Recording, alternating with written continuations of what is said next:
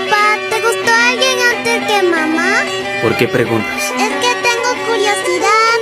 Un momento. ¿Sí te gustó alguien antes que mamá? Puede ser. ¿Quieres que te cuente? Sí, por favor, me muero de curiosidad, papá. Está bien. Cuando era cazador, había una chica.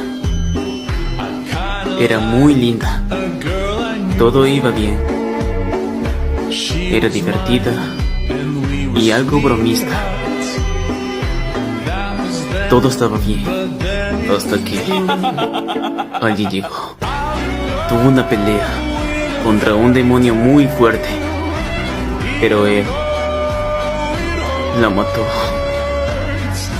Aunque ella ya esté en un lugar mejor, la llevaré siempre.